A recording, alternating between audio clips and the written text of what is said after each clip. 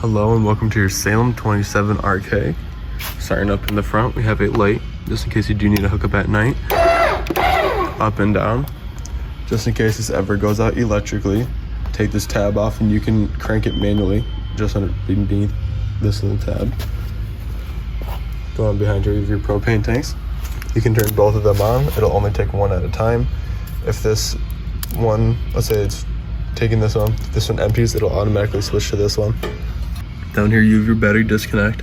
If that's off, that'll kill power to everything in the camper besides the carbon monoxide detector. So if you're leaving anything for like 3 to 4 days, go ahead and disconnect that along with the negative end of your battery, because that carbon monoxide detector has a little green light on it that will eventually kill your battery. Coming beneath here, these strong arms, go ahead and loosen those before you raise or lower your stabilizer jacks. Once it's lowered and in place, go ahead and tighten that down. That'll just give it that extra little strength it needs to keep it steady. Coming over here, you have your city water connection. So if you go to a campground, plug your water into here.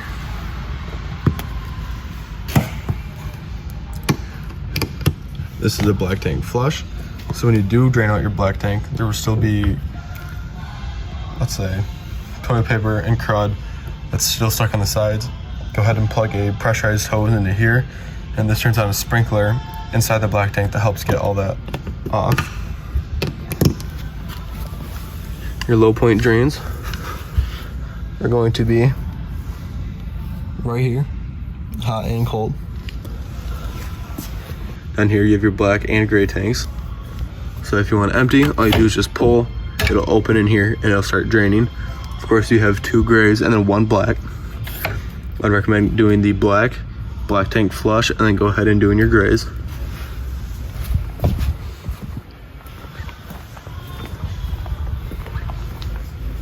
You have your cable satellite, just in case you do plug in a TV outside. It'll be right beneath here. This is backup camera ready, so if you do purchase a backup camera, it'll pop the little back plate off and it'll go right into there. Right behind here, this is gonna be your water heater. So this here is gonna be your anode rod. So what this does, you plug it right in here. Go ahead and tighten this down.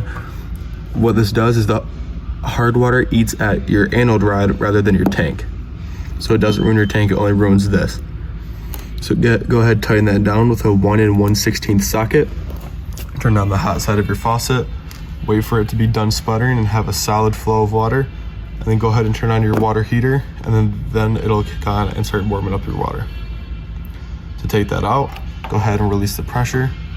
Take your socket, unscrew, pull out, and then pull this again, and your water will start coming out.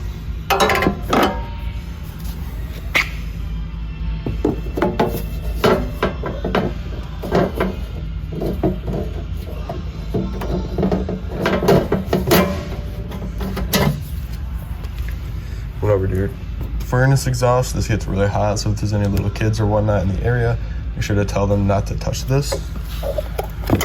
This is going to be a little spray port, so you do have a curly hose that'll go right into here, and then you're able to use it. You have your little outdoor section here. This is going to be your griddle and your fridge. The griddle has this LP gas tank or gas hose that plugs in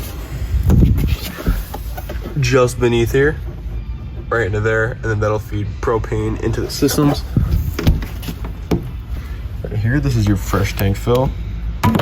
So if you want to take water with you, this is just a gravity fill, so use a hose or whatnot and fill this up. If you go into the middle of nowhere, fill this, and then you turn on your water pump and it'll take water from this and push it through your system.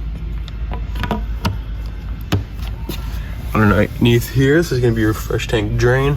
Once again, it's just a pull tab, and then your water will start emptying from that tank.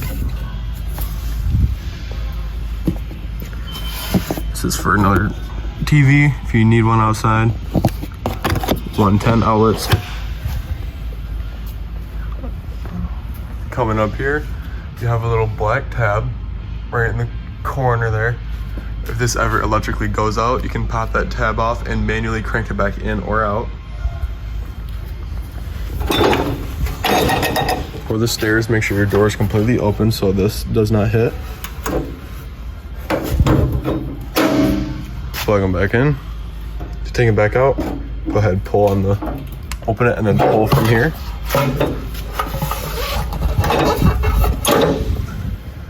And now it's down. Make sure this is completely flush on both sides. Otherwise it will rip this and your rubber seal off of your door.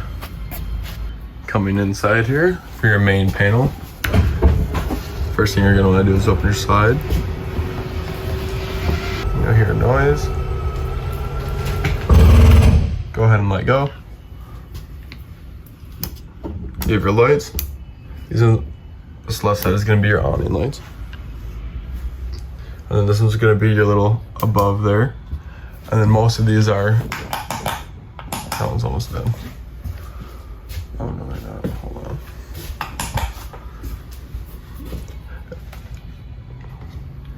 And then coming back, this button is going to turn on your main lights.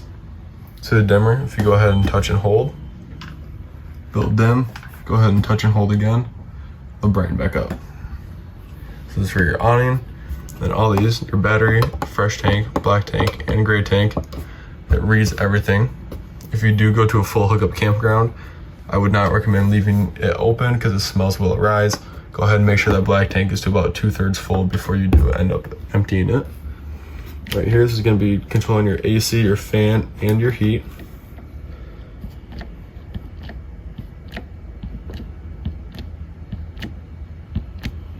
Fan low, high, cool, high, low, and auto. And then heat. Everything is controlled from here. And then this is gonna be to raise your temperature and lower your temperature. Going along to the radio bar, your sound bar. Zone 1 is gonna be inside. Zone 2 is gonna be outside. And then you have your modes, which you can select from radio to TV to Bluetooth.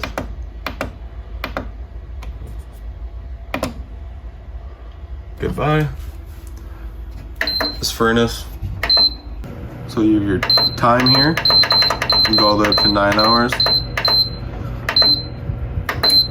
High and low. And then this is going to change your rock color. And this one's going to change your rock color. And this one's going to change your flame color.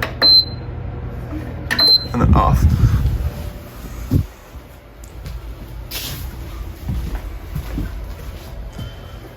Moving on to your keys. Your purple is going to be for your doors, and the silver are going to be for your outdoor baggage doors.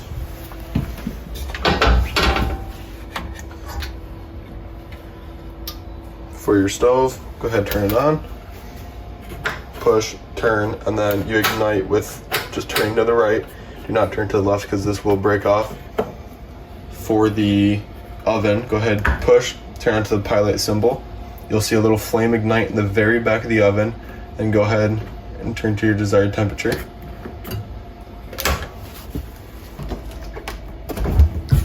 For your fridge, right up top here, 1 is going to be cold, 5 is going to be the coldest.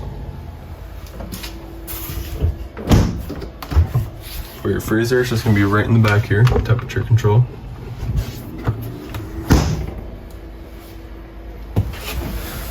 Moving on, this is that carbon monoxide detector. That green light never turns off as a safety feature, so that means this is always going to be running.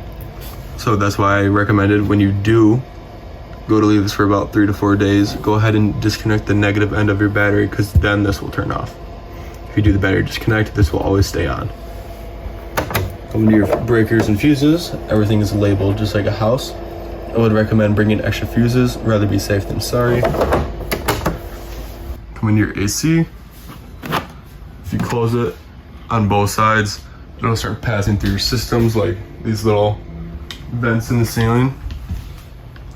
If you want it to just dump right out in the middle, go ahead, open those up, and they'll come through, the air will come through the sides here. Coming into your toilet, this is going to be a foot flush. I would recommend solution, toilet solution, along with RV grade toilet paper. That RV grade toilet paper will help break down easier, so it won't clog your systems, and that solution will help break down solids and smells as well.